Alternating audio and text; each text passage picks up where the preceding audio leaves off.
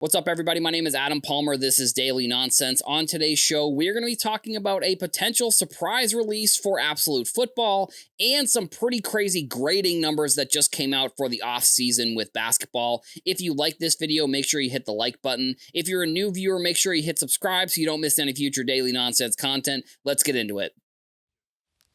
So, yesterday, I gave Panini some props, and unfortunately, it's going to be a little bit short-lived here. Something has happened this year with football products that I am trying to sort of figure out what exactly is going on. Like, I've been looking into this and can't find these configurations, and it seems like with basically every product release this year for football, there's been some sort of like alternate, like different type of product. Like with Donruss, there was the Donruss holiday box, and then with Mosaic, there was a Mosaic holiday box, which Mosaic isn't supposed to be out until November. So that was one thing that I was like, well, I don't really understand what's going on here. I didn't even really understand where people were getting the cards. Then I found these boxes. I was like, okay. Now, with Absolute Football, I've been seeing kabooms hit the timeline, and which this also means we're going to get a little bit of clarity on what these purple kabooms are going to be, which I guess in theory is a good thing. But I saw someone posting a Jackson Dart kaboom, and I'm like, Absolute Football is one of those products that's supposed to be out at the end of October or first week of November. So where is this product coming out? And I have found that these products are coming from some sort of from the eBay listings. It's called a special countdown calendar. And essentially these just have Absolute Football packs, which really the only reason why people like Absolute Football are because of the kabooms. So people are getting these kabooms early, and I just haven't seen the info on it. I haven't seen the info on what the product actually is and why it's coming out so much earlier than these other products. And I have to imagine that now each of these products is probably just going to have one of these types of secret releases or the different type of configuration, which on one hand is fine now that we sort of know that I think that this is coming. But on the other hand, there's going to be a ton of people who don't know that that's the case. And maybe this is me thinking that collectors on one hand don't know what's going on, and then on the other hand they don't care. But it's like these cards, these kaboom cards, for example, are going to be selling for a crazy amount. They've gone with more of a cartoon design, where in the past they've gone with a more realistic design on some of these kabooms, where they're going back to the roots of when kabooms first came out, which I think is very cool. So maybe I'll give Panini props there. I think that's a good decision to move back towards this original type of design that they're doing. But these cards are going to come out, and they're going to, I think I'm going to have to keep my eye on the first sales, because we know that the first sale of any card nowadays, and this has happened over time, has been way higher than what the card ends up being. Now with the kabooms, I feel like those ones probably end up staying pretty high, but that's also part of the problem, because those are going to be extremely expensive, and whoever's trying to get this first one, the supply versus the demand is going to be even smaller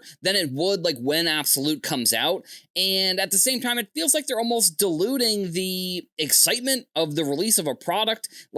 I know that one thing that I think Topps has done a fine job at, and I even think Panini has done a good job of this in the past, hyping up these products until they actually come out, and then you have a release day for the product. And I know that there's first off the line, and these products end up coming out, maybe a little bit earlier than the rest of the big releases. But now I guess we just have to have this expectation that there's going to be not even secret releases necessarily, because I don't want to even call them secret releases, but just different configurations of these products and boxes that are going to have the cards that people want. And with the kaboom and, with the downtowns and with the Mosaic, these cards are just going to be way more expensive than they should be. It's good to say, hey, wait a little bit till these cards come out, wait a little bit till you go out and buy one, because you're going to find them cheaper. That has been almost a 100% guarantee throughout the years and history of card release. releases. So, we have some people have Absolute Football. They have these like countdown calendars apparently that have been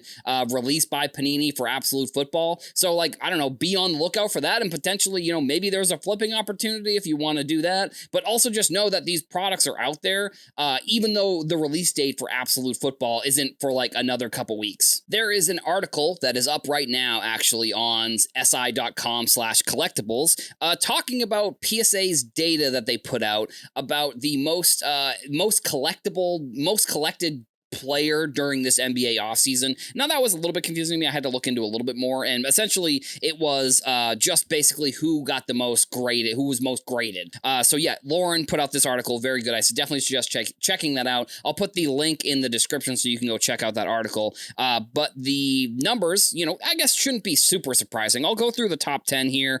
Actually, I'll go through the top 5 because there's a couple names here, if I'm going to be honest. Or number 10 is Matas. I'm not even going to try and pronounce his last name, but he had 5.9K.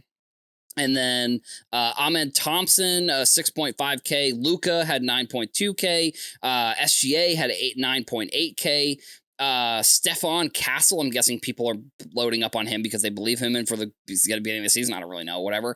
10.4. Then you had Anthony Edwards at number 5, 10.7. Steph Curry at 13.5. Then you go into the kind of the crazy numbers. Cooper Flagg, 21.3. LeBron, 23.8. And then Wembanyama still kind of crushing the PSA numbers at 29.3 for his total graded cards in the offseason here.